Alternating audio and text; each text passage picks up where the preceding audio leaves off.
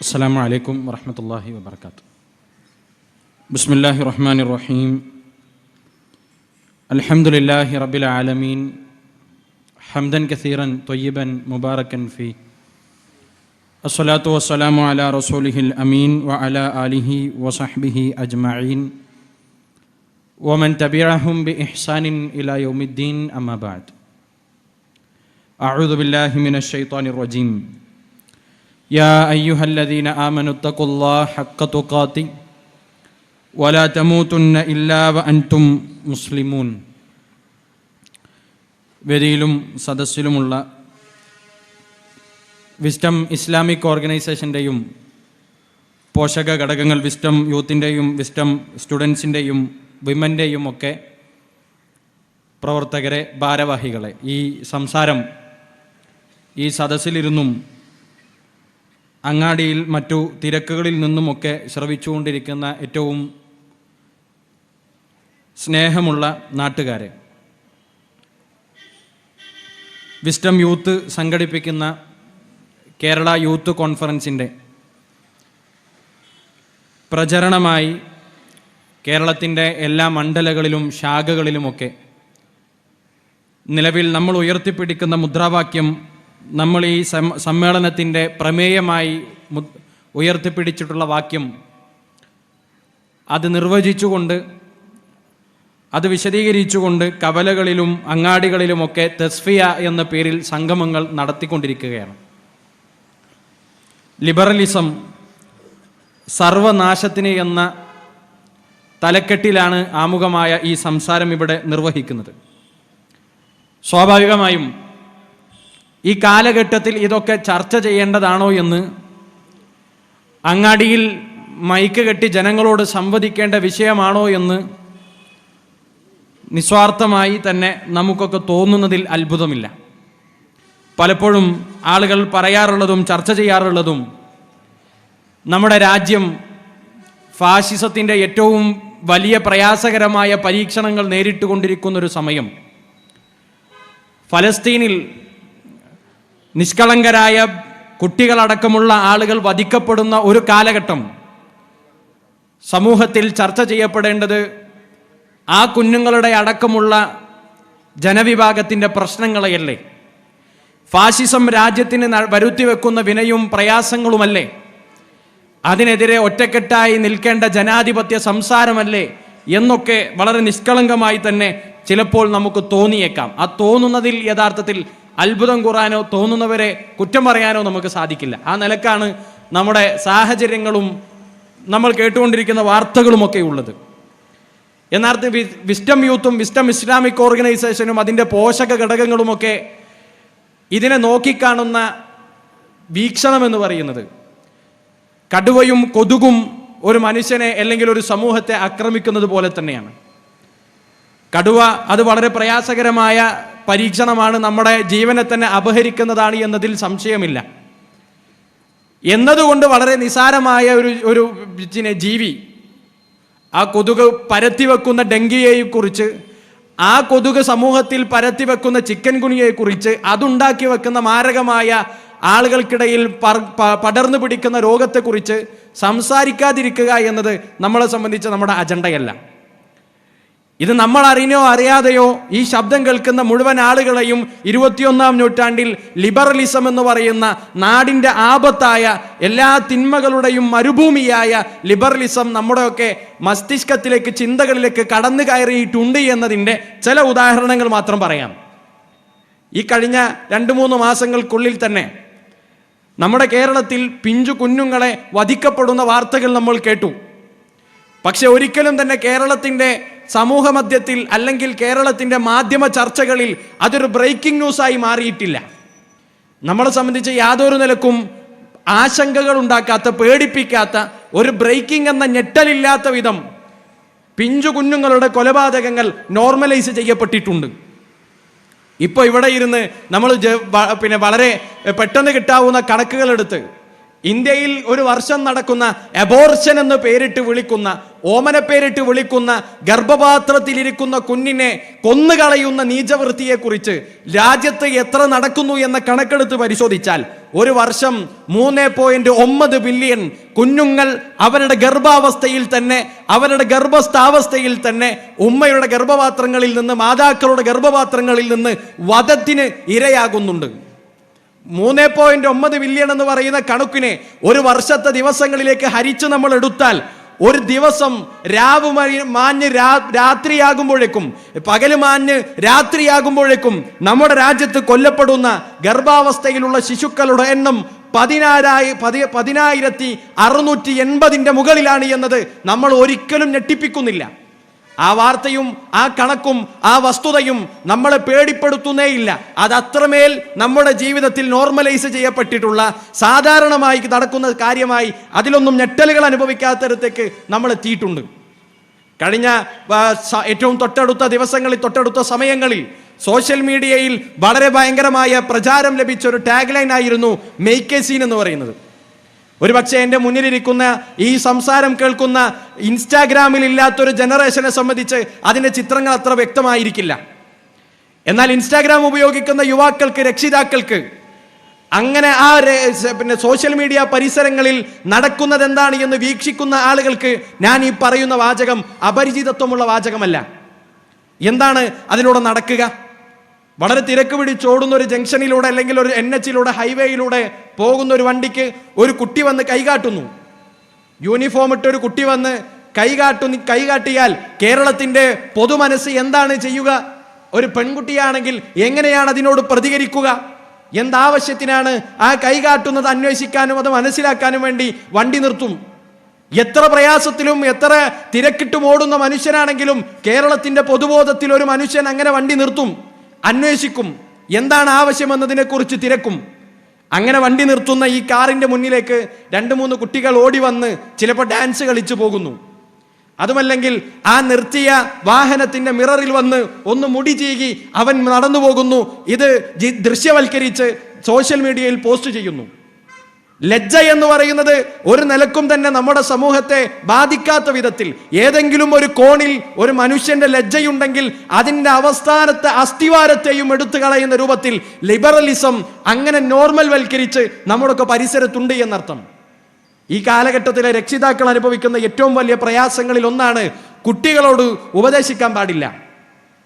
കോളേജിലും സ്കൂളിലും ഒക്കെ പഠിക്കുന്ന അല്പം മുതിർന്ന കുട്ടികളെ വിളിച്ച് അവരുടെ നടപ്പിനെ കുറിച്ച്, അവരുടെ ധാർമ്മികതയെക്കുറിച്ച്, ഇനി അവരെ പഠിപ്പിനെ കുറിച്ചാണെങ്കിൽ പോലും ഉപദേശിച്ചാൽ നമ്മളുടെ മക്കൾ നമ്മുടെ മുഖത്ത് നോക്കി പറയുന്ന ഒരു ഡയലോഗുണ്ട്, മൈ ബോഡി മൈ ചോയ്സ് എന്നാണ്. എൻ്റെ ശരീരം, എൻ്റെ ജീവിതം, എൻ്റെ തീരുമാനങ്ങളാണ്. ഞാനാണ് എൻ്റെ ജീവിതം എങ്ങനെ കൊണ്ടുപോകണമെന്നതിനെ കുറിച്ച് തീരുമാനിക്കുക. ഉപ്പയാരാണ്, ഉമ്മയാരാണ് എൻ്റെ ജീവിതത്തിൽ ഇടപെടാൻ? ആരോട് സംസാരിക്കണം, എന്ത് തിന്നണം, എന്ത് ധരിക്കണം എന്ന് എൻ്റെ ജീവിതത്തിൽ ഇത്തരം കാര്യങ്ങൾ തീരുമാനിക്കുന്നിടത്ത് ഇടപെടാൻ ഉപ്പയും ഉമ്മയും ആരാണ്? അച്ഛനും അമ്മയും ആരാണ്? എന്നെ പഠിപ്പിക്കുന്ന, ഒരു ദിവസം 6-8 മണിക്കൂർ എന്നെ നിരീക്ഷിക്കുകയും എന്നെ പഠിപ്പിക്കുകയും ചെയ്യുന്ന അധ്യാപകർ ആരാണ്? എൻ്റെ വസ്ത്രധാരണത്തെക്കുറിച്ച്, എൻ്റെ മര്യാദയെക്കുറിച്ച്, എൻ്റെ പെരുമാറ്റത്തെക്കുറിച്ച് ചോദിക്കാൻ എന്ന് ചിന്തിക്കുന്ന യുവതയും എന്ന് ചിന്തിക്കുന്ന വിദ്യാർത്ഥികളും ലെവലേശം കുറവല്ല നമ്മുടെ നാട്ടുകളിൽ. അത് വളരെ വ്യാപകമായി, വളരെ പൊതുവൽക്കരിക്കപ്പെട്ട ഒരു കാര്യമായി മാറുകയാണ്. രക്ഷിതാക്കൾ അനുഭവിക്കുന്ന ഏറ്റവും വലിയ പ്രയാസകരമായ ഒരു അവസ്ഥയായി ഇത് മാറുകയാണ്. ഇങ്ങനെ ഞാൻ എണ്ണി വെച്ച 4 കാര്യങ്ങളുണ്ട്. ഈ 4 കാര്യങ്ങളെക്കുറിച്ചും സാമാന്യമായ ഒരു പൊതുബോധത്തിൽ നിന്ന് നമ്മൾ ചിന്തിക്കുമ്പോൾ ഇപ്പോഴും നമുക്ക് തോന്നും, ഇതെന്തിനാണ് പ്രശ്നവൽക്കരിക്കുന്നത്?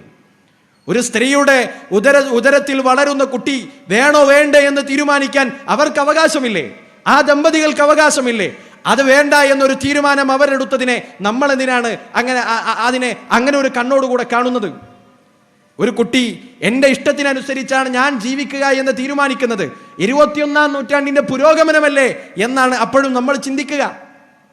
എണ്ണിവെച്ച പലതും, സോഷ്യൽ മീഡിയയിൽ കാണിക്കുന്ന കോമാളിത്തരങ്ങളൊക്കെ, സോഷ്യൽ മീഡിയയിൽ ലജ്ജയില്ലാതെ കാണിക്കുന്ന കോമാളിത്തരങ്ങളൊക്കെ, അതൊക്കെ 21-ാം നൂറ്റാണ്ടിൻ്റെ ഹരങ്ങളായി മാത്രം കാണേണ്ടതല്ലേ എന്നതാണ് നമ്മളടക്കം ചിന്തിക്കുന്നത്.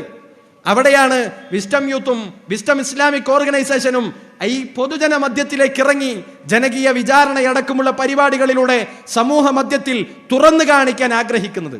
ഇത് കേവലം 1, 2, 3, 4 കൈവിരലുകളിൽ എണ്ണി നിർത്താൻ പറ്റാവുന്ന സംഗതികളിൽ ഒതുങ്ങുന്ന ഒന്നല്ല.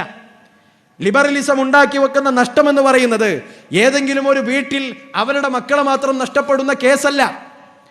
ഇതേതെങ്കിലും ഒരു സമുദായത്തിന് മാത്രം ഉണ്ടാക്കുന്ന പരിക്കുകളോ നഷ്ടമോ അല്ല. കാലം ഇത്രയോളം കേരളവും പൊതുസമൂഹവും പുലർത്തി വന്നിട്ടുള്ള ഒരു ധാർമ്മിക പരിസരവും ധാർമ്മിക ചുറ്റുപാടും നമ്മളൊക്കെ മനസ്സിലാക്കുന്ന ശരിതെറ്റുകൾക്കുമൊക്കെ അപ്പുറത്ത് ഒരു വികലമായ മനസ്സിന്റെ ഉടമകളായി അടുത്തൊരു തലമുറകളെ വാർത്തെടുക്കുന്നതിന് കൃത്യമായ അജണ്ടകളോടുകൂടെ, അതിനുവേണ്ട കൃത്യമായ പ്ലാനിങ്ങുകളോടുകൂടെ, അതിന്റെ പിന്നിൽ വ്യക്തമായ മാർക്കറ്റിംഗ് ലക്ഷ്യങ്ങളോടുകൂടെ ഈ ഉരുത്തിരിഞ്ഞു വരുന്ന ആശയങ്ങളെ, അതിന് ചുക്കാൻ പിടിക്കുന്ന മീഡിയകളെ, അതിനുവേണ്ടി സിനിമയടക്കമുള്ള മാധ്യമങ്ങളെ ഉപയോഗപ്പെടുത്തുന്ന കാബാലികരുടെ സ്വഭാവത്തെ വിസ്ഡം ഇസ്ലാമിക് ഓർഗനൈസേഷനും വിസ്ഡം യൂത്തും അതിൻ്റെ വേദികളിൽ നിന്ന് പൊതുജന സമക്ഷം അവരെ വിചാരണയ്ക്ക് വിധേയമാക്കിക്കൊണ്ടേയിരിക്കുന്നുണ്ട്.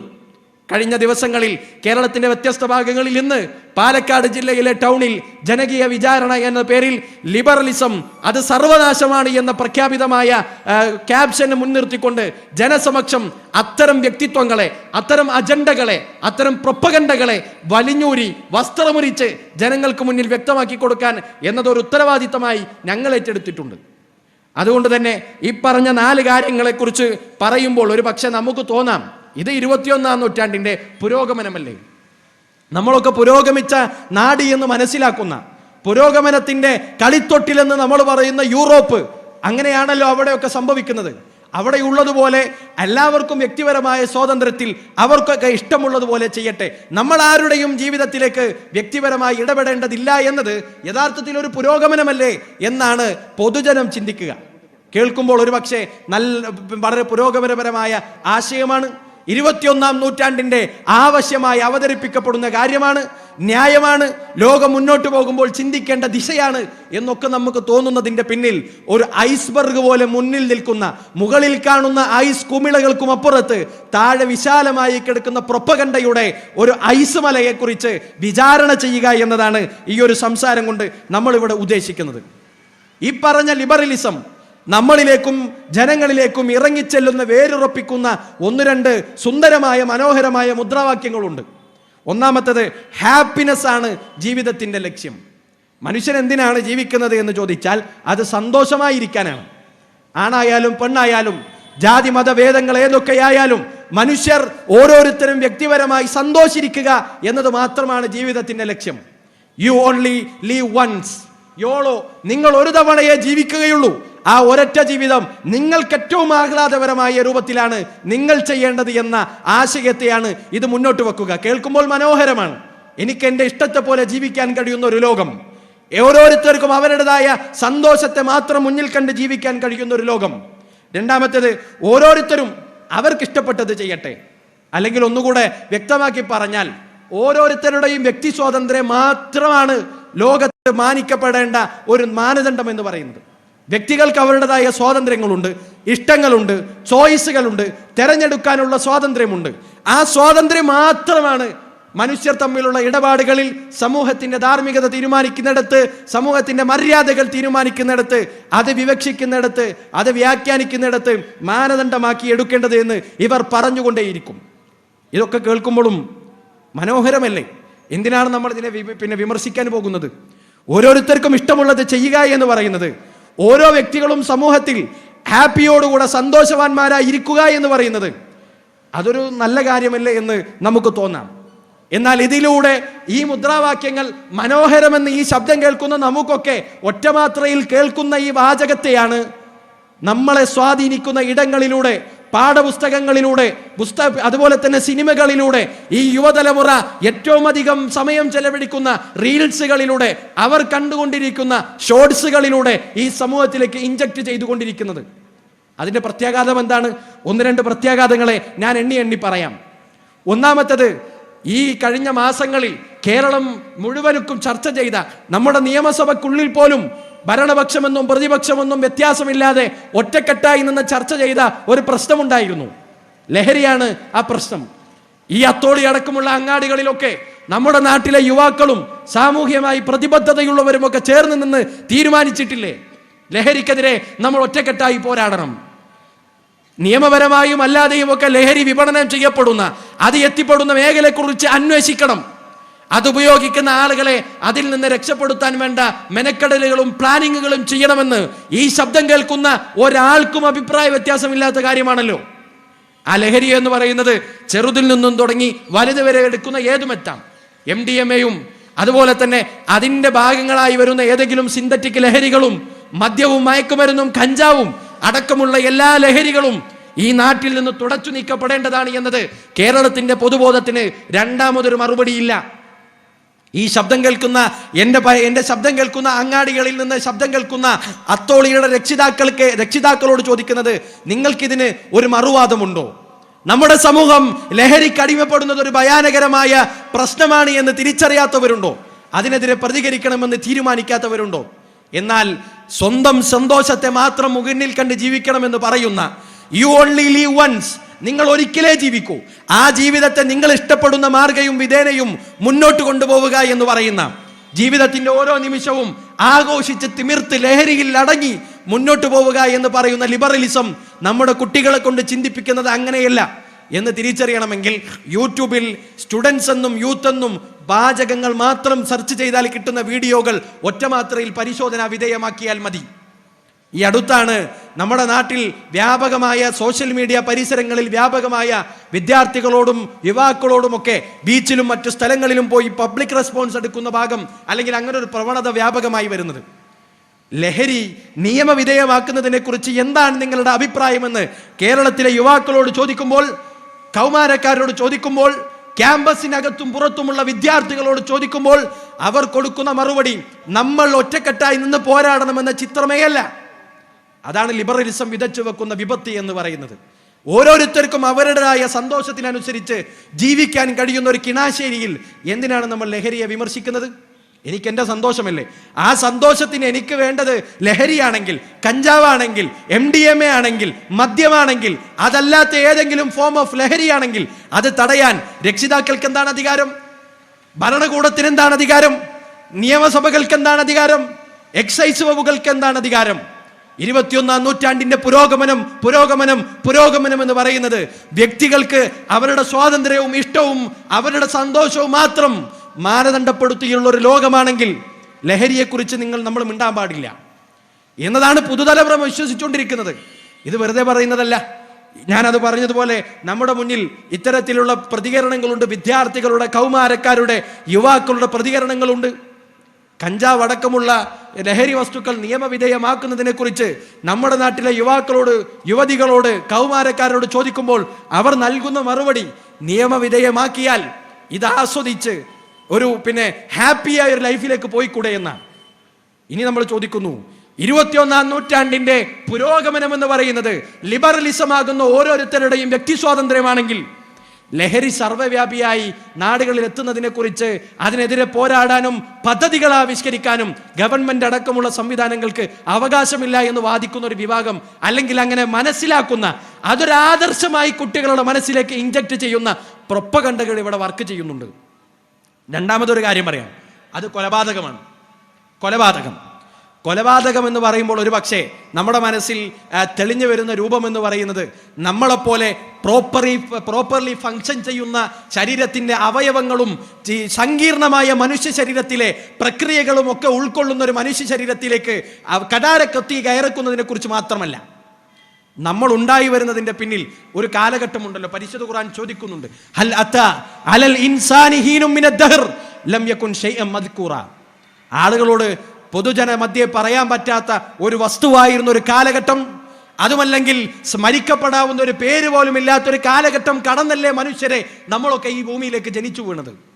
ഈ ഭൂമിയിലൂടെ മക്കളായി ജനിച്ചു വളരേണ്ട ഈ നാടിൻ്റെ ഈ നാടിൻ്റെ ശക്തിയും അതിൻ്റെ പവറുമായി വളർന്നു വരേണ്ട ഒരു ജനസമൂഹത്തെ അബോർഷൻ എന്ന മനോഹരമായ പേരിൽ കിരാതമായ വധത്തിന് വിധേയമാക്കുകയാണ്. അതുപോലെ തന്നെ വൈകല്യമുള്ള കുട്ടികളെ കൊല്ലുന്നത് പുരോഗമനപരമാണ് എന്ന് പറയുന്ന ആ 21ാം നൂറ്റാണ്ടിന്റെ സോ കോൾഡ് പുരോഗമനത്തെയാണ് ജനമധ്യത്തിൽ നമ്മൾ വസ്ത്രമുരിച്ച് നഗ്നരാക്കി ഇതാണ് സത്യമെന്ന് കാണിച്ചു കൊടുക്കാൻ ആഗ്രഹിക്കുന്നത്. അത് പുരോഗമനമല്ല. നമുക്ക് ഈ ഭൂമിയിൽ ജീവിക്കാൻ അവകാശമുള്ളതുപോലെ തന്നെ മിടിച്ചു തുടങ്ങുന്ന ഹൃദയങ്ങൾക്കും ലോകം കാണാൻ, പ്രകാശം കാണാൻ, ഈ ഭൂമിയിലൂടെ നടനീങ്ങാൻ, ഇവിടുത്തെ പൂമ്പാറ്റകളെ കാണാൻ, പൂക്കളെ കാണാൻ, സൂര്യനെ കാണാൻ, ചന്ദ്രനെ കാണാൻ, അതിമനോഹരമായ നക്ഷത്രയും വാനവും കാണാൻ അവകാശമുണ്ട് എന്നതാണ് നമ്മൾ തിരിച്ചറിയേണ്ടത്. ആ അവകാശത്തെ ഹനിക്കാൻ അതെന്റെ ഉദരത്തിൽ വളരുന്ന ജീവനാണ് എന്നതുകൊണ്ട് നമുക്ക് അവകാശമില്ല. ആ അബോർഷനെ നോർമലൈസ് ചെയ്യുന്ന കൊലപാതകങ്ങൾ, വൈകല്യമുള്ള കുട്ടികളെ നിങ്ങൾ എന്തിനു വെച്ചു കൊണ്ടുപോകണമെന്ന് ചിന്തിക്കാൻ ആർക്കാ പ്രിയപ്പെട്ടവരെ സാധിക്കുക? ഇന്നൊരു പക്ഷേ അനോമലി അടക്കമുള്ള സ്കാനിങ്ങുകളിലൂടെ ഗർഭപാത്രത്തിൽ വളർന്നു വരുന്ന കുട്ടികളുടെ വൈകല്യങ്ങൾ തിരിച്ചറിയാൻ സംവിധാനങ്ങളുണ്ട്.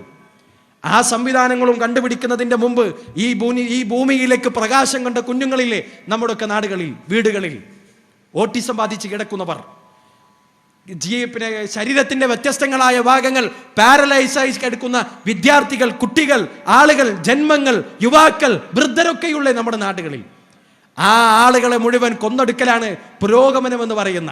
കാരണം എൻ്റെ സന്തോഷത്തിനും എൻ്റെ ഹാപ്പിനെസ്സിനും ആ കുട്ടിയും ആ ജനനവും ആ ജീവിക്കുന്ന ജീവനുമാണ്, തുടിക്കുന്ന ഹൃദയവുമാണ് എൻ്റെ സന്തോഷത്തിന്റെ വിഘടിതമായി നിൽക്കുന്നതെങ്കിൽ അതില്ലാതെയാക്കലാണ് ലിബറലിസം എന്ന് പറയുന്നത്.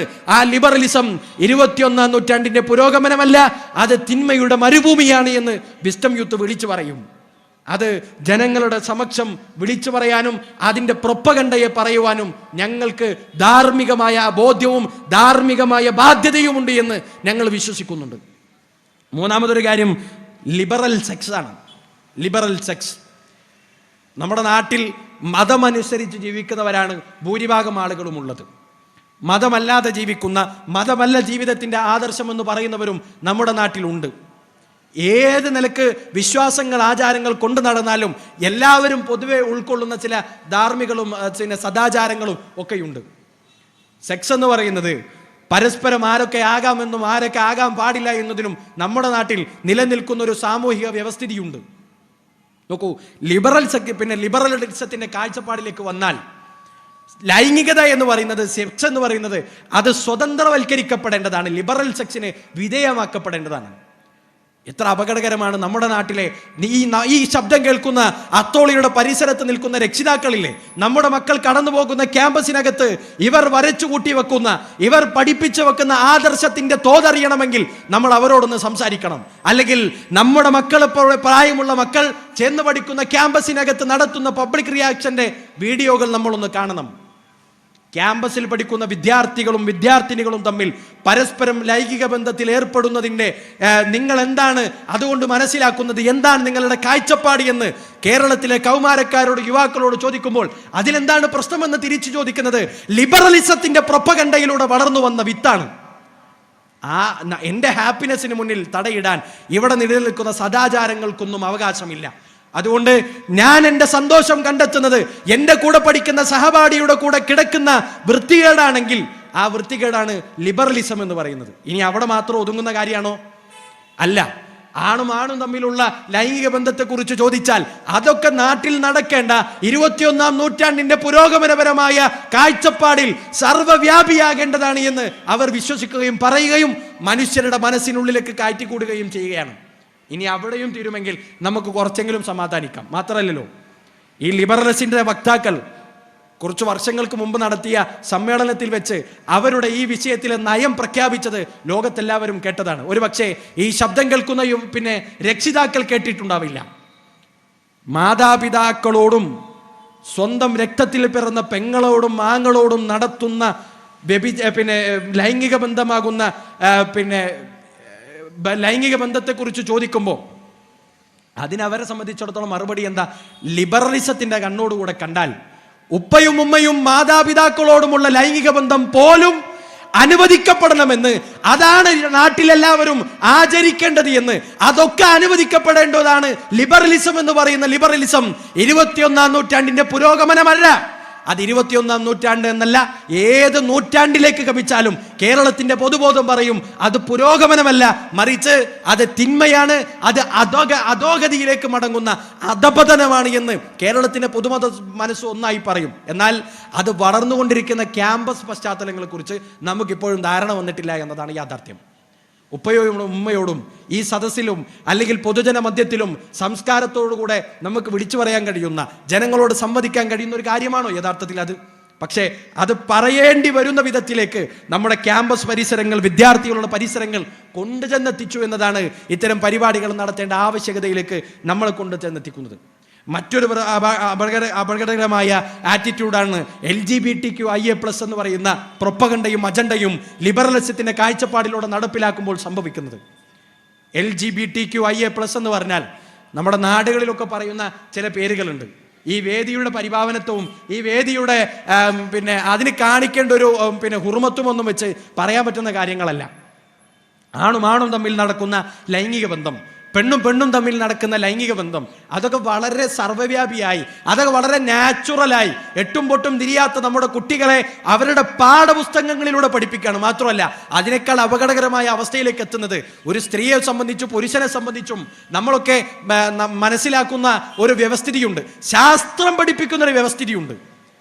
ഇപ്പോഴും നമ്മുടെ നാടുകളിൽ പഠിപ്പിക്കുന്ന, നമ്മുടെ സ്കൂളുകളിൽ വിദ്യാഭ്യാസ സംവിധാനങ്ങളിൽ പഠിപ്പിക്കുന്ന ബയോളജിയിൽ ഒരാൺകുട്ടി എങ്ങനെയാണ് ആൺകുട്ടിയാകുന്നത്? X ക്രോമസോമും Y ക്രോമസോമും ഉണ്ട്. ഈ ക്രോമസോമുകളുടെ വ്യത്യാസങ്ങൾക്കും അനന്തരങ്ങൾക്കും അനുസരിച്ചാണ് ഒരു മനുഷ്യൻ അതാണാണോ പെണ്ണാണോ എന്ന് നിർണ്ണയിക്കപ്പെടുന്നത്. അവരുടെ ബയോളജിക്കൽ ആസ്പെക്റ്റ് ഉണ്ട്, ഫിസിക്കൽ ആസ്പെക്റ്റ് ഉണ്ട്. അവരെ കാണുന്ന ഭൗതിക ശരീരത്തിന്റെ പ്രകൃതി ഒരു മാനദണ്ഡമാണ്. അവരിൽ വർക്ക് ചെയ്തുകൊണ്ടിരിക്കുന്ന ജൈവശാസ്ത്രപരമായ കാര്യങ്ങൾ അതിന്റെ പ്രക്രിയയാണ്, അതിന്റെ മാനദണ്ഡമാണ്. അതൊക്കെ മാനദണ്ഡമാക്കിയാണ് ആണും പെണ്ണും തമ്മിലുള്ള വിവേചനം അല്ലെങ്കിൽ ആണും പെണ്ണും തമ്മിലുള്ള വ്യത്യാസം യഥാർത്ഥത്തിൽ ഉണ്ടാകുന്നത്.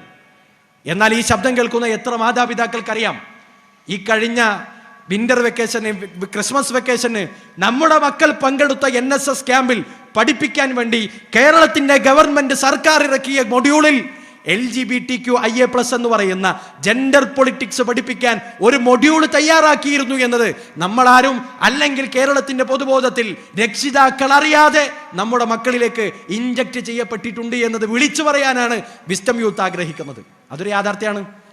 എന്താണ് ഇതിലൂടെ യഥാർത്ഥത്തിൽ സംഭവിക്കുക? LGBTQIA+ എന്ന് പറയുന്ന പൊളിറ്റിക്സ് എന്താണ്? ഈ നിൽക്കുന്ന വേദിയിൽ നിന്ന് സംസാരിക്കുന്ന എൻ്റെ സംസാരവും എൻ്റെ ശരീരപ്രകൃതിയും എൻ്റെ ജൈവപരമായ എല്ലാ ആസ്പെക്റ്റും നോക്കി ഈ അങ്ങാടിയിലൂടെ നടന്നു പോകുന്ന ആർക്കും പറയാം ഞാനൊരാണാണ് എന്ന്. എന്നാൽ ഞാൻ ഈ വേദിയിൽ നിന്ന് പറയാണ്, ഈ മാനദണ്ഡങ്ങളൊന്നുമില്ലാതെ എൻ്റെ ശരീരവും എൻ്റെ ജൈവശാസ്ത്രപരമായ വിവക്ഷകൾക്കും ഒക്കെ അപ്പുറത്ത് ഈ വേദിയിൽ നിന്ന് ഇപ്പം ഞാൻ പ്രഖ്യാപിക്കാണ് ഞാനൊരു പെണ്ണാണ് എന്ന് പറഞ്ഞാൽ അത് പിന്നെ പെണ്ണായി ഉൾക്കൊണ്ടോളണം. അവന് പിന്നെ സമൂഹത്തിൽ പെണ്ണിന്റെ സ്ഥാനം കൊടുക്കണം.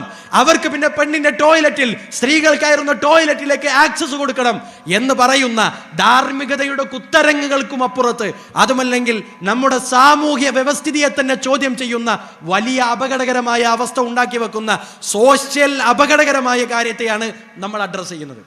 അതെങ്ങനെയാണ് നമുക്ക് വ്യാഖ്യാനിക്കാൻ പറ്റുക? ഏത് ശാസ്ത്രത്തിന്റെ അളവുകോലിൽ നിന്നാണ് ആണും പെണ്ണും തമ്മിൽ വേർതിരിയുന്നത്? അവരുടെ മനസ്സിൽ തോന്നുന്ന തോന്നൽ മാത്രമാണ് എന്ന് നമുക്ക് വിശദീകരിക്കാനും തെളിയിക്കാനും ശാസ്ത്രത്തിന്റെ കണ്ണുകളോടെ തെളിയിക്കപ്പെട്ട ശാസ്ത്രീയപരമായ പഠനങ്ങളിലൂടെ സാധ്യമല്ല. ഒരു നിലക്കും ശാസ്ത്രീയ അടിത്തറയില്ലാത്ത, ഒരു നിലക്കും ശാസ്ത്രീയ പഠനങ്ങളുടെ ആഭിമുഖ്യവും അതുപോലെ തന്നെ അടിത്തറയുമില്ലാത്ത ഒന്നാണ് ഈ നിലക്ക് കുട്ടികളിലേക്ക്, NSSലെ ക്യാമ്പിന് പോകുന്ന കുട്ടികളിലേക്ക്, അതിനും അപ്പുറത്ത് പാഠപുസ്തകങ്ങളിലേക്ക് കൊണ്ടുവരണമെന്ന് ലിബറലിസം ആവശ്യപ്പെട്ടുകൊണ്ടിരിക്കുന്നത്. അതിന്റെ പ്രത്യാഘാതങ്ങളൊക്കെ ഇന്ന് യൂറോപ്പ് അനുഭവിച്ചു തുടങ്ങിക്കഴിഞ്ഞു. ആണെന്നും പെണ്ണെന്നും വേർതിരിവുണ്ടാകുന്നത് അല്ലെങ്കിൽ വ്യത്യാസമുണ്ടാകുന്നത് മനസ്സിലെ തോന്നലുകൾ മാത്രമാണ് എന്ന് പറഞ്ഞാൽ ഉണ്ടാകുന്ന സാമൂഹ്യ പരിക്കുകൾ എന്താണ് എന്ന് ഞാനിവിടെ നിന്ന് പറയേണ്ട കാര്യമില്ലല്ലോ. 3-4 മാസങ്ങൾക്ക് മുമ്പാണ് കൊച്ചി നമ്മുടെ കേരളത്തിലെ ലുലു മാളിൽ വെച്ചൊരു സംഭവം ഉണ്ടാക്കുന്നത്. സ്ത്രീകളുടെ ബാത്റൂമിൽ നിന്ന് ഒരു ചങ്ങാതിയെ പുരുഷനെ പിടികൂടി, പർദ്ദക്കെട്ടിട്ടൊരു ചങ്ങാതി.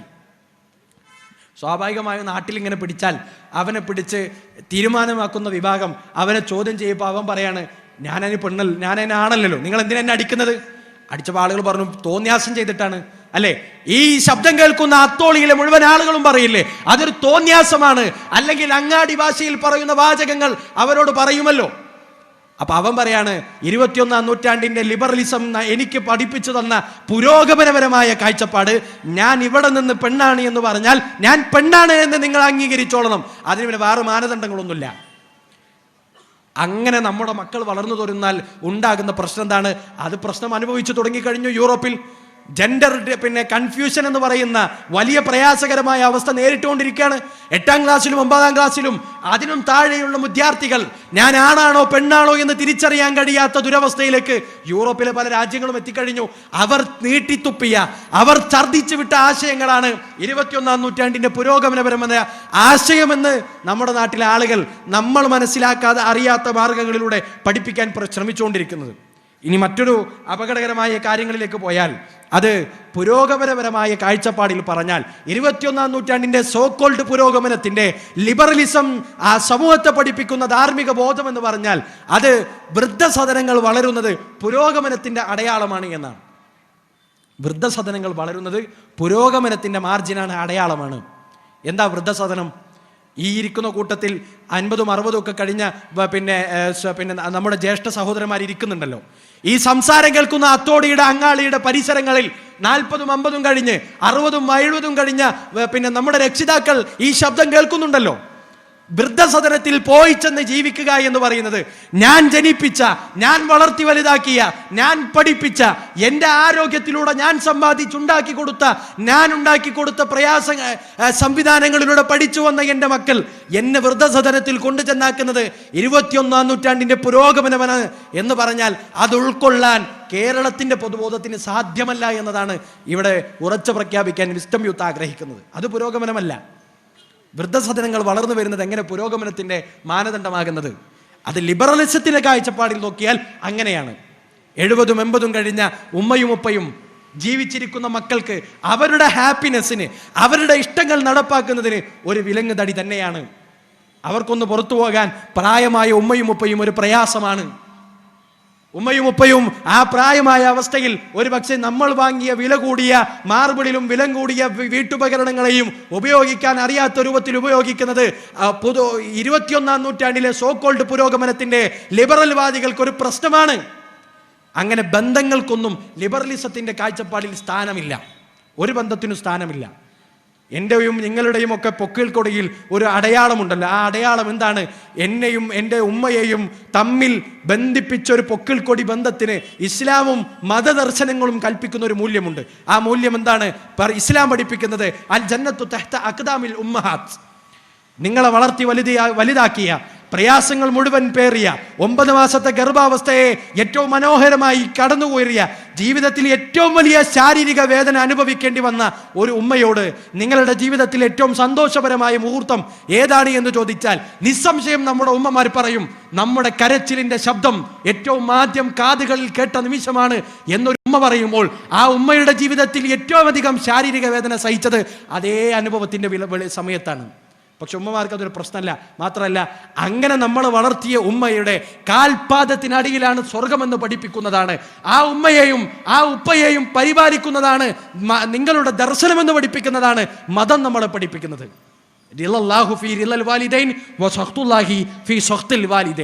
മാതാപിതാക്കളുടെ തൃപ്തിയിലും ഇഷ്ടത്തിലുമാണ് ലോകത്തെ സൃഷ്ടിച്ച് പരിപാലിക്കുന്ന റബ്ബിന്റെ തൃപ്തി. ആ മാതാപിതാക്കളുടെ കോപത്തിലും അനിഷ്ടത്തിലുമാണ് ലോകത്തെ സൃഷ്ടിച്ച് പരിപാലിക്കുന്ന റബ്ബിന്റെ അതൃപ്തി എന്നാണ് ഇസ്ലാമും മതദർശനങ്ങളും ഒക്കെ നമ്മളെ പഠിപ്പിക്കുന്നത്. എന്നാൽ സോക്കോൾഡ് പുരോഗമനവാദികളെ സംബന്ധിച്ചിടത്തോളം അവരുടെ മാതാപിതാക്കൾ വളർച്ചയുടെ ഘട്ടത്തിൽ വന്നാൽ അവർക്ക് വേണ്ട കാര്യങ്ങളൊക്കെ സംവിധാനിച്ചു കൊടുത്ത് പറക്കാൻ ഒരു ചിറകും പറക്കാൻ ഒരു ആകാശവും സംവിധാനിച്ചു കൊടുത്ത ഉമ്മയും ഉപ്പയും നിവർന്നു നിന്ന് കാലിൽ നിൽക്കാൻ കഴിയുന്ന പ്രായമെത്തിയാൽ അവരെ അവരുടേതായ ലോകത്തേക്ക് പറഞ്ഞയച്ച് വൃദ്ധസദനങ്ങളിലേക്ക് പറഞ്ഞയച്ച് ആ വൃദ്ധസദനങ്ങളിൽ നിന്നും അവരെ ബുദ്ധിമുട്ടിക്കുന്ന കാലഘട്ടം എത്തിയാൽ ഏറ്റവും നല്ല രൂപത്തിൽ മേഴ്സിഡത്തിന് വിധേയമാക്കുന്നതാണ് 21ാം നൂറ്റാണ്ടിന്റെ ലിബറലിസം. കാൽപ്പനികമായ ലോകത്ത് കാണുന്ന ഒരു പുരോഗമനമെങ്കിൽ വിസ്ഡം യൂത്തും കേരളത്തിന്റെ പൊതുസമൂഹവും ഒന്നിച്ചു വിളിച്ചു പറയുന്നു അത് പുരോഗമനപരമല്ല, അത് അധപതനമാണ് എന്നതാണ് യാഥാർത്ഥ്യം. അല്ലെ? ഇങ്ങനെ എടുത്തെടുത്ത് നോക്കിയാൽ യഥാർത്ഥത്തിൽ നോക്കൂ, ഇങ്ങനെയൊക്കെയാണ് ലിബറലിസം പുരോഗമനമെന്ന് പറഞ്ഞാൽ നമ്മൾ ആരെങ്കിലും ഈ കണ്ട സാധനത്തിനോട് അടുക്കുമോ? വൃദ്ധസദനം പുരോഗമനപരമാണ് എന്ന് പറയുന്ന, മക്കളെ കൊല്ലുന്നത് പുരോഗമനപരമാണ് എന്ന് പറയുന്ന, ആണും പെണ്ണും തമ്മിലുള്ള വേർതിരിവ് അല്ലെങ്കിൽ വ്യത്യാസം മനസ്സിലെ തോന്നൽ മാത്രമാണ് എന്ന് പറയുന്ന, ആണും പെണ്ണും അവരുടെ വ്യത്യാസങ്ങളില്ലാതെ അവരുടെ പ്രണയത്തിന്റെ ലോകങ്ങളിൽ അവരുടെ ലൈംഗിക രോഗത്തിൽ അഭിരമിക്കട്ടെ എന്ന് പറയുന്ന ഒരു ലിബറലിസം നമ്മളിലേക്ക് അങ്ങനെ തന്നെ വന്നാൽ നമ്മളൊക്കെ റിജക്റ്റ് ചെയ്യും. അത് വലിപ്പ ചെറുപ്പ വ്യത്യാസമില്ലാതെ കേരളത്തിലും ബുദ്ധിയുള്ളവരും ധാർമ്മിക ബോധമുള്ളവരുമൊക്കെ അതിനെ തള്ളിക്കളയും എന്ന് നന്നായി ബോധമുള്ള ലിബറലിസം ഒരിക്കലും നമ്മളോട് ഇങ്ങനെ ലിബറലിസത്തെക്കുറിച്ച് സംസാരിക്കില്ല. മറിച്ച് ലിബറലിസം നമ്മളോട് സംസാരിക്കുക എങ്ങനെയാണ്? അത് സ്ത്രീപക്ഷപാതികളുടെ കുപ്പായമണിഞ്ഞുകൊണ്ടാണ്. 21-ാം നൂറ്റാണ്ടിന്റെ പുരോഗമനം നോക്കൂ, യൂറോപ്പ് നടത്തിയ പുരോഗമനത്തിലേക്ക് നടന്നെടുക്കണ്ടേ എന്ന് സിനിമകളിലൂടെ നമ്മളോട് സംസാരിച്ചിട്ടായിരിക്കും. എന്ന് നോക്കൂ, നമ്മുടെ ഈ ശബ്ദം കേൾക്കുന്ന പല ആളുകളും സിനിമ കാണുന്ന ആളുകളാണല്ലോ. സിനിമയിൽ ഒരു കള്ളുകുടിയൻ്റെ രംഗം വന്നാൽ എന്താണ് നമ്മുടെയൊക്കെ ഒരു വീട്ടിൽ ഉമ്മയും ഉപ്പയും അച്ഛനും അമ്മയും കുടുംബസമേതം മക്കളുമൊക്കെ കൂടിയിരുന്ന് കാണുന്ന ഒരു ചിത്രം, അത് സിനിമയാകട്ടെ സീരിയലാകട്ടെ എന്തോ ഒന്നാകട്ടെ, ടെലിവിഷനിൽ കണ്ടുകൊണ്ടിരിക്കുന്ന രംഗത്തിൽ ഒരു കള്ളുകുടിയൻ വന്ന് ആ കള്ളുകുടിയൻ്റെതായ ഒരു പ്രകൃതത്തിൽ എന്തൊക്കെയോ കാണിക്കുന്നു. 7 വയസ്സും 6 വയസ്സും മാത്രം പ്രായമുള്ള ഉമ്മയെയും ഉപ്പയെയും സാമൂഹികമായി ചുറ്റുപാടിലും നടക്കുന്ന കാര്യങ്ങളെ കണ്ട് അവൻ്റെ ചിന്താശേഷിയെ വികസിപ്പിക്കുന്ന ഒരു കുട്ടി കാണുന്നത് തൻ്റെ ഉമ്മയും ഉപ്പയും തൻ്റെ അച്ഛനും അമ്മയും ഈ രംഗം കണ്ട് ചിരിക്കുന്നതാണ്. കുട്ടിയുടെ മനസ്സിൽ തോന്നുന്ന കാര്യം എന്താണ്? ഇത് ചിരിക്കാൻ മാത്രമുള്ള ഒരു ഹാസ്യ കഥാപാത്രവും ചിരിക്കാൻ മാത്രമുള്ള ഹാസ്യമായ ഒരു സാഹചര്യവുമാണ് എന്നാണ്. ഇങ്ങനെയാണ് ലിബറലിസം പടിപടിയായി നമ്മളിലേക്ക് എത്തുന്നത്. ഒരു പ്രണയരാഗവും പ്രണയ സീനും അതിൻ്റെ പാട്ടും അതിൻ്റെ പൊങ്ങലുമൊക്കെ വന്നാൽ കുടുംബമായി ഇരുന്ന് കാണുന്ന സിനിമയോട് നമ്മുടെ പ്രതികരണം എന്താണ്? ഉമ്മയും ഉപ്പയും ഇരുന്ന് ആസ്വദിക്കുന്നത് 6-7 വയസ്സുള്ള കുട്ടി കാണുന്നു, അവൻ മനസ്സിലാക്കുന്നു ഇങ്ങനെയാണ് ജീവിതത്തെക്കുറിച്ച് കാഴ്ചപ്പാടുണ്ടാക്കേണ്ടത് എന്ന്. അല്ലേ? ഇങ്ങനെ പ്രൊപ്പഗണ്ട വെച്ച് സിനിമകൾ നിർമ്മിച്ച് ആ സിനിമകളിലൂടെ നമ്മുടെ മക്കളിലേക്ക് ഈ പറഞ്ഞ ലിബറലിസത്തെ കുത്തിവെക്കുക എന്ന് പറയുന്ന ഇൻജക്റ്റിങ്ങിൻ്റെ പ്രൊപ്പഗണ്ടയുടെ അജണ്ടയുടെ പണിയാണ് അവരിവിടെ എടുത്തുകൊണ്ടിരിക്കുന്നത്. ഈ അടുത്ത കാലത്ത് ഭയങ്കര വിവാദമായ ഒരു സിനിമയുടെ സംവിധായകൻ്റെ ചില ഇൻ്റർവ്യൂകളൊക്കെ പുറത്തു വന്നല്ലോ. കുടുംബം എന്ന് പറയുന്നത് ലോകത്തെ ഏറ്റവും മോശം സംവിധാനമാണ് എന്നാണ് ആ മനുഷ്യൻ പറയുന്നത്. ജിയോ ജോസഫ് എന്ന് പറയുന്ന സംവിധായകൻ. ആ സംവിധായകന്റെ സിനിമ കണ്ട് കൈയടിച്ച എത്രയോ ആളുകൾ ചുറ്റുഭാഗത്തുമുണ്ടല്ലോ. രക്ഷിതാക്കളുണ്ടല്ലോ, മാതാപിതാക്കളുണ്ടല്ലോ, ജ്യേഷ്ഠന്മാരുണ്ടല്ലോ, കാരണവന്മാരുണ്ടല്ലോ. ആ കാരണവന്മാരും രക്ഷിതാക്കളും അറിഞ്ഞിട്ടില്ലാത്തത് അയാൾ പറഞ്ഞുകൊണ്ടിരിക്കുന്ന വസ്തുത, കുടുംബമെന്ന് പറയുന്നതാണ് ലോകത്തെ ഏറ്റവും ദുഷിച്ച വ്യവസ്ഥിതി. അല്ലേ? വീട്ടിലേക്ക് കയറി വരുമ്പോൾ കള്ളുകുടിച്ച് കയറി വരുന്ന മകനോട് എന്താ ഇക്കോലത്തിൽ എന്ന് ചോദിക്കുന്ന ഒരു ഉപ്പയാണ് ഏറ്റവും ദുഷിച്ച വ്യവസ്ഥിതിയുടെ ഭാഗമെന്നാണ് അദ്ദേഹം മനസ്സിലാക്കുന്നത്. മാത്രമല്ല, ഒരു ഭർത്താവും ഭാര്യയും തമ്മിൽ ഉണ്ടാകേണ്ട ബന്ധം എന്താണ്, ഉണ്ടാകാൻ പാടില്ലാത്തത് എന്താണ്, അവർ തമ്മിൽ കൊടുത്തും വാങ്ങിയും ചെയ്യേണ്ട പരിസരം എന്താണ് എന്നൊക്കെ കേരളത്തിലെ പൊതുബോധത്തിന് അറിയുന്ന കാര്യമാണ്.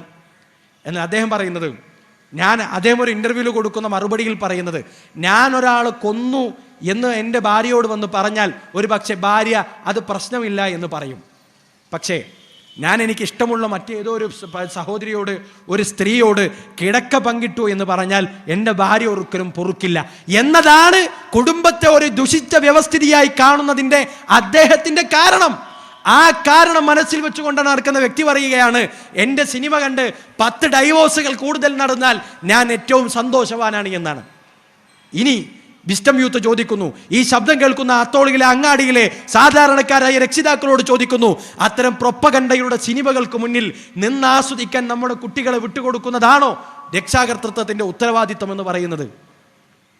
അങ്ങനെ ഈ അടുത്ത കാലത്ത് ഈ ലിബറലിസം പൊതുജനങ്ങളിൽ വിശേഷിച്ചും കൗമാരക്കാരിൽ സ്വാധീനമുണ്ടാക്കുന്നതിന് ഏറ്റവും കൂടുതൽ ആക്കം കൂട്ടിയ ഒരു മനുഷ്യൻ മൈത്രേയൻ എന്നാണ് അദ്ദേഹത്തിൻ്റെ പേര്. അദ്ദേഹവുമായി ചില ധാർമ്മിക പരിസരങ്ങളെക്കുറിച്ച് വിശ്വസിക്കുന്നവരുമായി ചെറിയൊരു സംവാദം അല്ലെങ്കിൽ കൂടിയിരുന്നൊരു ചർച്ച നടന്നു. ആ ചർച്ചയിൽ അദ്ദേഹത്തോട് ചോദിക്കുന്ന ഒരു കാര്യം, നിങ്ങളൊരു ബസ്സിൽ യാത്ര ചെയ്യുന്നു. ബസ്സിൽ യാത്ര ചെയ്യുമ്പോൾ നിങ്ങളിരിക്കുന്നു, ആ നിങ്ങളിരുന്ന് യാത്ര ചെയ്തുകൊണ്ടിരിക്കുന്ന ഒരു ബസ്സിലേക്ക് ഗർഭിണിയായ അല്ലെങ്കിൽ തോളത്തൊരു കുട്ടിയെയും കൊണ്ടൊരു സ്ത്രീ കടന്നു വന്നു എന്ന് കരുതുക, നിങ്ങൾ എന്ത് ചെയ്യും? അദ്ദേഹം പറയുന്നത്, ഞാൻ എഴുന്നേറ്റ് കൊടുക്കുക എന്നത് ഒരാവശ്യവുമില്ലാത്ത കാര്യമാണ്. മനസ്സിലാക്കണം, ഈ ശബ്ദം കേൾക്കുന്ന അത്തോളിയിലെ മുഴുവൻ ആളുകളും തിരിച്ചറിയണം, അത്തരം ആളുകൾ ഈ നാടിനുണ്ടാക്കി വെക്കുന്ന സാമൂഹ്യ വിപത്ത് എന്താണ് എന്ന്. ലിബറലിസം 21-ാം നൂറ്റാണ്ടിന്റെ പുരോഗമനപരമല്ല, അധപതനമാണ് എന്ന് ഞങ്ങൾ പറയാനുള്ള കാരണം അദ്ദേഹമാണ് ലിബറലിസത്തിന്റെ ആചാര്യനായി കേരളത്തിൽ വർത്തിച്ചുകൊണ്ടിരിക്കുന്നത്. അദ്ദേഹത്തിന്റെ സംസാരത്തിന്റെ സ്വാധീനമാണ് 21-ാം നൂറ്റാണ്ടിലെ നമ്മളൊക്കെ വീടിലുള്ള കൗമാരക്കാർ ഏറ്റുപിടിച്ച് ആഘോഷിച്ച് കൊണ്ടു നടക്കുന്നത്. അദ്ദേഹം പറയുന്നത്, ഞാൻ എഴുന്നേറ്റ് നിന്ന് ആ ഇരിപ്പിടം ആ ഗർഭിണിയായി കടന്നു വരുന്ന ഒരു സ്ത്രീക്ക് കൈമാറുക എന്നത്, കയ്യിലൊരു കുട്ടിയുമായി വരുന്ന സ്ത്രീക്ക് വേണ്ടി എൻ്റെ ഇരിപ്പിടം കൈമാറുക എന്ന് പറയുന്ന കേരളത്തിൻ്റെ പൊതുസമൂഹം മുഴുവൻ പ്രായ ജനവ്യത്യാസമില്ലാതെ തിരിച്ചറിയുന്ന അടിസ്ഥാനപരമായ മര്യാദ പോലും ഒരു മനുഷ്യൻ എന്ന നിലയ്ക്ക് മനുഷ്യന് അനാവശ്യമായതാണ് എന്ന് പറയുന്നവർ സൃഷ്ടിച്ചു വെക്കുന്ന പ്രൊപ്പഗണ്ട എന്താണ് എന്ന് ഞങ്ങൾ സമൂഹ മധ്യത്തിൽ അത്തരം ആളുകളുടെ വ്യക്തിത്വത്തെ വലിച്ചു കീറി പറഞ്ഞുകൊണ്ടേയിരിക്കും. അത്തരം ആളുകൾ മുന്നോട്ട് വെക്കുന്ന വലിയ പുരോഗമനപരമായ മറ്റൊരു വാദമാണ് ഞങ്ങൾ സ്ത്രീപക്ഷവാദികളാണ്. സമൂഹത്തിൽ നിലനിൽക്കുന്ന സ്ത്രീകളോടുള്ള സമീപനത്തിൽ ചില പ്രശ്നങ്ങളുണ്ട് എന്നതിൽ അവിതർക്കമായ കാര്യമാണ്. ഏത് ജനവിഭാഗങ്ങൾക്കിടയിലും ഏത് മതവിഭാഗങ്ങൾക്കിടയിലും സ്ത്രീകളോടുള്ള സമീപനത്തിൽ ചില പ്രശ്നങ്ങളുണ്ട്, സാമൂഹ്യപരമായ നിർമ്മിതികളിലുള്ള പ്രശ്നങ്ങളുണ്ട് എന്നതിൽ അത് അവിതർക്കമായ കാര്യമാണ്. ആ നിലനിൽക്കുന്ന സാഹചര്യത്തെ മുതലെടുത്തുകൊണ്ട് അവർ പറയും ഞങ്ങൾ സ്ത്രീപക്ഷവാദികളാണ്. സ്ത്രീകൾ ജോലിക്ക് പോകണം, അതാണ് പുരോഗമനം. സ്ത്രീകൾ അവർക്ക് സമ്പത്തുണ്ടായാൽ മാത്രം വിവാഹം ചെയ്യണം, അതാണ് പുരോഗമനപരം. സ്ത്രീകൾ എന്ന് പറയുന്നത് അവർ നാട്ടിലേക്ക് ഇറങ്ങി പ്രവർത്തിക്കണം, അതാണ് പുരോഗമനപരം എന്ന് പറയുന്നത്. അതേ വ്യക്തി തന്നെ അല്ലെങ്കിൽ അത്തരം സമാന മനസ്കരായ ആളുകൾ പറഞ്ഞു വെക്കുന്ന വാചകങ്ങൾ എന്ന് പറഞ്ഞാൽ സ്ത്രീകളെ ലിബറൽ ചെയ്യുക, അവരെ സ്വതന്ത്രവൽക്കരിക്കുക എന്നതല്ല, അവരെ കമ്പോളവൽക്കരിക്കുക എന്നതാണ് ഇവരെടുത്തുകൊണ്ടിരിക്കുന്ന പണി എന്ന് പറയുന്നത്. അതുകൊണ്ട് അവർ പറയും നമ്മുടെ നാട്ടിൽ കേരളത്തിൽ മുംബൈയിലുള്ള ഒരു റെഡ് സീറ്റ് പോലെ ഒരു റെഡ് സീറ്റ് ഉണ്ടാകൽ ഈ നാട്ടിലെ യുവാക്കളുടെ ആവശ്യമാണ് എന്നും അത് പുരോഗമനപരമാണ് എന്ന് പറഞ്ഞ് അങ്ങാടിയിലേക്ക് വന്നാൽ, അത്തോളിയിലേക്ക് വന്നാൽ, കോഴിക്കോട്ടേക്ക് വന്നാൽ, കേരളത്തിന്റെ പൊതുസമൂഹത്തിലേക്ക് വന്നാൽ 1000 തവണ ഞങ്ങൾ പറയും അത് പുരോഗമനപരമല്ല, കേരളത്തിനൊരു റെഡ് സീറ്റ് ആവശ്യമില്ല. അങ്ങനെ ഒരു സ്ത്രീയെ കമ്പോളവൽക്കരിക്കുന്ന, അവളുടെ ശരീരത്തിന് വില പറയുന്ന, അവളുടെ മാനത്തിന് വില പറയുന്ന ഉദ്യോഗത്തെക്കുറിച്ച് നിങ്ങൾ ഏത് പുരോഗമനപരമെന്ന് പറഞ്ഞാലും അത് അധപതനമാണ് എന്ന് വിളിച്ചു പറയാൻ ഒരു വിഭാഗം ഈ സമൂഹത്തിൽ ഉണ്ടാക്കും. അതുണ്ടാക്കിയെടുക്കലാണ് വിസ്ഡം യൂത്ത് ലക്ഷ്യം വെക്കുന്നത് എന്നതിൽ ഞങ്ങൾക്കൊരാശങ്കയുമില്ല. അത് പുരോഗമനപരമല്ല, അത് അധപതനമാണ് എന്നതിൽ വിവക്ഷിക്കുന്നത് പറയുന്നിടത്ത് രണ്ടാമതൊന്ന് ചിന്തിക്കാൻ വിസ്ഡം യൂത്തിനെ സംബന്ധിച്ച്, വിസ്ഡം ഇസ്ലാമിക് ഓർഗനൈസേഷനെ സംബന്ധിച്ച് ഒരാവശ്യമില്ല എന്നതാണ് യാഥാർത്ഥ്യം. അപ്പോൾ പ്രിയപ്പെട്ട സുഹൃത്തുക്കളെ, ഇവിടെ മതം മുന്നോട്ട് വെക്കുന്ന ചില ധാർമ്മികതകൾ എന്ന് പറയുന്നത് ഇതിനൊക്കെ അപ്പുറത്താണ്. മാതാപിതാക്കളോട് നമുക്ക് കടമയുണ്ട്, രക്ഷിതാക്കളോട് കടമയുണ്ട്, സമൂഹത്തോട് ബാധ്യതയുണ്ട്, ഉത്തരവാദിത്തങ്ങളുണ്ട്. ആ ഉത്തരവാദിത്തങ്ങൾ നിർവഹിക്കപ്പെടുമ്പോഴാണ് മനുഷ്യന്റെ ജീവിതത്തിന് അർത്ഥം വെക്കുന്നത്. കുടുംബ ബന്ധങ്ങൾക്ക് സ്ഥാനമുണ്ട്, അയൽപ്പക്ക ബന്ധത്തിന് സ്ഥാനമുണ്ട്. നിങ്ങൾ ജീവിക്കുന്ന പരിസരങ്ങളിൽ നിങ്ങളുടെ കൂടെ ജീവിക്കുന്ന പച്ചക്കരളുള്ള രക്തമോടുന്ന മിണ്ടാപ്രാണികൾക്ക് പോലും അവസരമുണ്ട്, അവർക്കും ജീവിക്കാൻ വേണ്ട സൗകര്യങ്ങൾ ഉണ്ടാക്കി കൊടുക്കുന്നിടത്താണ് മനുഷ്യത്വം എന്ന് പറയുന്നത്. ആ മനുഷ്യത്വത്തിലാണ് കേരളത്തിൻ്റെ പൊതുസമൂഹമുള്ളത്. എന്നാൽ ബോധപൂർവം വളർന്നു വരുന്ന കൗമാരക്കാരുടെ മനസ്സിനകത്തേക്ക് ഈ പറയുന്ന ലിബറലിസം അത് പുരോഗമനപരം എന്ന് പറഞ്ഞുകൊണ്ട് ഇറക്കിച്ചെല്ലാൻ ശ്രമിച്ചാൽ, അത് ഇഞ്ചക്ട് ചെയ്യാൻ ശ്രമിച്ചാൽ 1000 മടങ്ങ് ഞങ്ങൾക്കുള്ള ജീവിതത്തിൻ്റെ മുഴുവൻ നിലക്കുമുള്ള ശക്തിയും എടുത്തുകൊണ്ട്, ഞങ്ങൾക്കുള്ള സംഘടനാ സംവിധാനങ്ങൾ ഉപയോഗിച്ചുകൊണ്ട്, ഞങ്ങൾ ഇടപെടിക്കൊണ്ടിരിക്കുന്ന, ഞങ്ങൾ സംവദിച്ചു കൊണ്ടിരിക്കുന്ന ഇടങ്ങളിൽ സമൂഹ മധ്യത്തിൽ ഞങ്ങൾ ഉറപ്പിച്ചും തറപ്പിച്ചും ആവർത്തിച്ചും പറയും ലിബറലിസം എന്ന് പറയുന്നത് പുരോഗമനപരമല്ല, മറിച്ച് അത് തിന്മയുടെ കൂത്തരങ്ങാണ്. അതുപോലെ തന്നെ അത് തിന്മയുടെ മരുഭൂമിയാണ്. അത് കൊണ്ടു ചെന്നെത്തിക്കുന്നത് മനുഷ്യന്റെ സാമാന്യമായ ബോധത്തെ മറിച്ചിടുന്ന വിധത്തിലുള്ള ധാർമ്മിക പരിസരങ്ങളിലേക്കാണ്. അതിൽ നിന്ന് മനുഷ്യനെയും യുവബോധത്തെയും തിരിച്ചു വിളിക്കാനാണ് വിസ്ഡം യൂത്ത് യുവത്വം നിർവചിക്കുന്നു എന്ന കാഴ്ചപ്പാടോടെ യുവത്വം നിർവചിക്കപ്പെടുന്നു.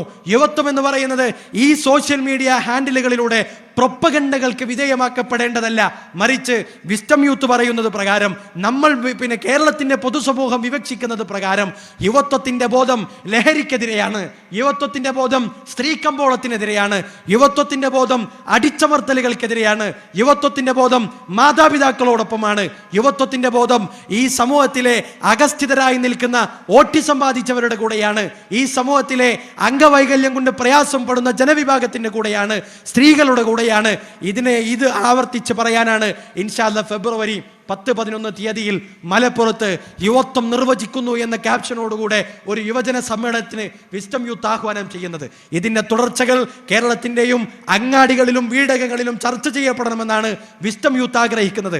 അതുകൊണ്ട് തന്നെ കുടുംബത്തിൽ ഇത്തരം പ്രശ്നങ്ങൾ ഉണ്ടാക്കുന്നതിനെ പരിഹരിക്കേണ്ടത് കുടുംബത്തിന് കാഴ്ചപ്പാട് പകർന്നുകൊണ്ടാണ് ഇൻഷാ അല്ലാഹ് കോഴിക്കോട് ജില്ലയിൽ മുഴുവൻ വ്യാപകമായി ഈ ആശയവുമായി കൊണ്ട് വിസ്ഡം ഇസ്ലാമിക് ഓർഗനൈസേഷനും അതിന്റെ പോഷക ഘടകങ്ങളും ഇറങ്ങിത്തിരിക്കുകയാണ്.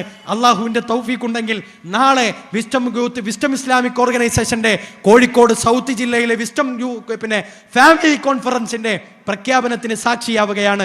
അതോടുകൂടെ മേയ് വരെ നീണ്ടു നിൽക്കുന്ന കാലയളവിൽ ഞങ്ങൾ ഇറങ്ങിത്തിരിക്കുകയാണ്. അങ്ങാടികളിലേക്ക്, വീടുകളിലേക്ക്, കുടുംബങ്ങളിലേക്ക് എത്താവുന്ന മുഴുവൻ സോഴ്സുകളിലൂടെയും ഈ ലിബറലിസം അത് കുടുംബത്തിലുണ്ടാക്കുന്ന, സമൂഹത്തിലുണ്ടാക്കുന്ന പരിക്കുകളെ കുറിച്ച് ബോധവൽക്കരിക്കാൻ ഞങ്ങൾ ഇറങ്ങിത്തിരിക്കുകയാണ്. അതിന് ഈ ശബ്ദം കേൾക്കുന്ന അത്തോളിയിലെ മുഴുവൻ ആളുകളുടെയും സഹകരണം എല്ലാ നിലക്കും ഉണ്ടാകണമെന്ന് അഭ്യർത്ഥിച്ചുകൊണ്ട് അടുത്ത മാസം 10-11 തീയതികളിൽ നടക്കുന്ന യൂത്ത് കോൺഫറൻസിലേക്ക് ഈ ശബ്ദം കേൾക്കുന്ന മുഴുവൻ യുവതി യുവാക്കളെയും ക്ഷണിച്ചുകൊണ്ട് അവസാനിപ്പിക്കുന്നു. അസ്സലാമു അലൈക്കും വറഹ്മത്തുള്ളാഹി വബറകാതുഹു.